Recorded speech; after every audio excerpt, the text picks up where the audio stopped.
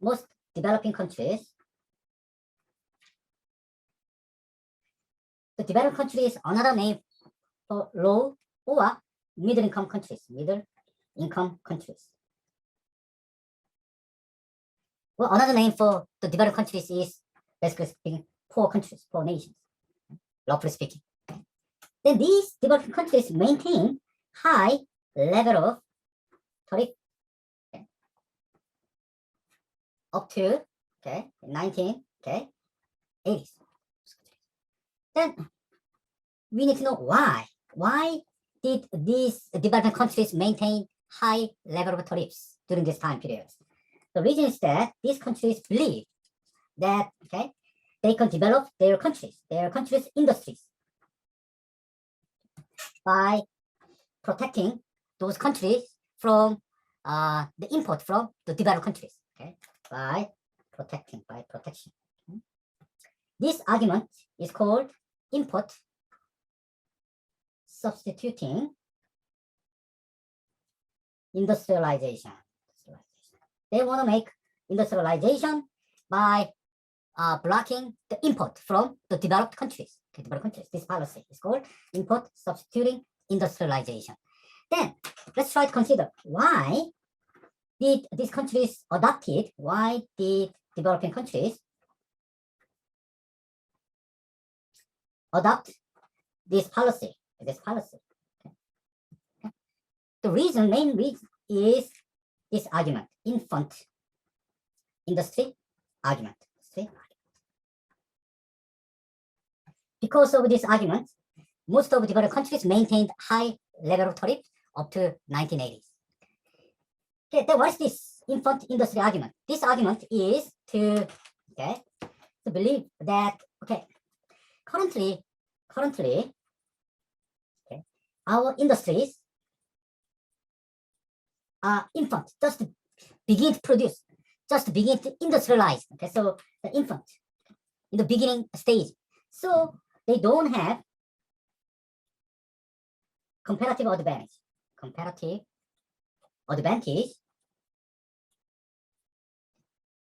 But by protecting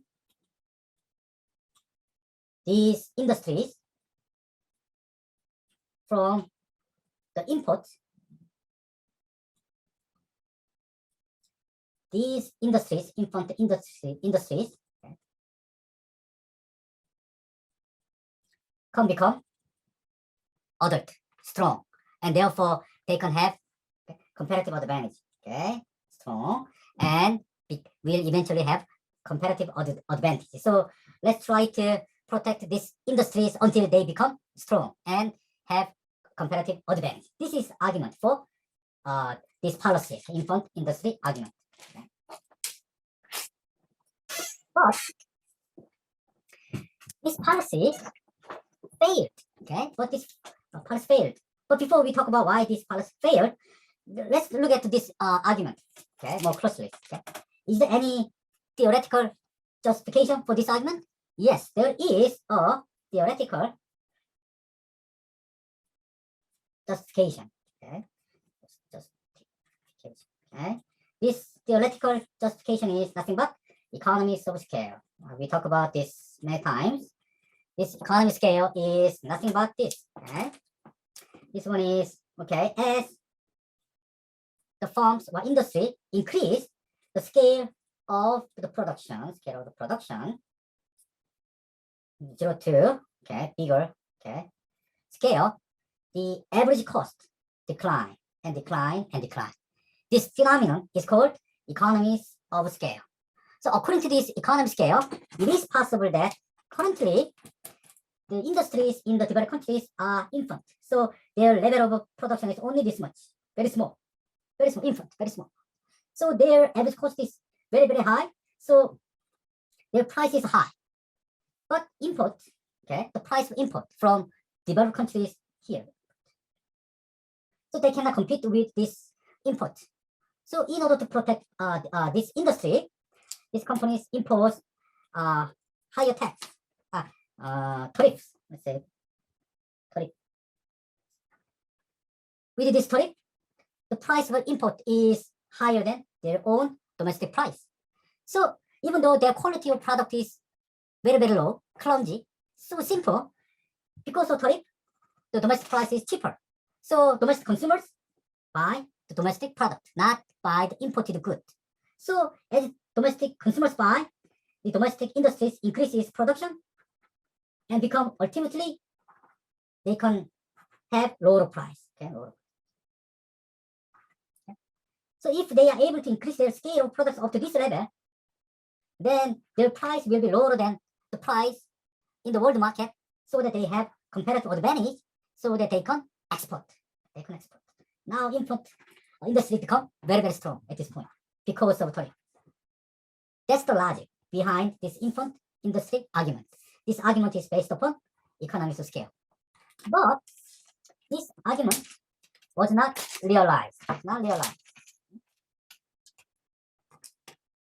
The size, the scale of domestic production must increase up to this point, but it failed. Why? Why it failed to increase? Okay, the scale of domestic production up to this point. There are two reasons. First reason is, okay, the financial market. Second one is, okay, intellectual property right. Okay, property. So let's look at these reasons one by one. First one is, okay, in order to increase, okay, the production, scale of production, the firms need to invest into their production. Okay, so need to increase investment. In order to increase investment, okay, they need to borrow the money from the financial market. Okay. But then, you know, in the most of the developed countries, the financial markets are not also not developed. So they are not able to, okay, get enough savings. So they cannot borrow the money from the financial market. Therefore, they cannot make investment. So they cannot increase their production. This is the first reason, because of what? Imperfect, the financial market. That's the first reason. Second reason is that, okay, in developing countries, that's the one of the characteristics of the developing countries. The property rights are not well protected or well recognized. So everyone just copy what others are doing. So imagine what could happen, okay, if these property rights are not protected. Okay. Well, let's suppose that there is a company called A and invests a lot of money to develop some products or make some innovations, hope to get a lot of money. But if this new product or innovations are easily, okay, if this new product or innovations are easily copied, okay, or used, okay, by the copycat, okay, then this company cannot make money. These companies are not paid by their investment, okay, from their investment. Then why would this company spend a lot of money to develop new product or make innovations? So since property right is not well protected, okay, these companies do not make investment or make innovations. Therefore, okay, this industry fails to be bigger.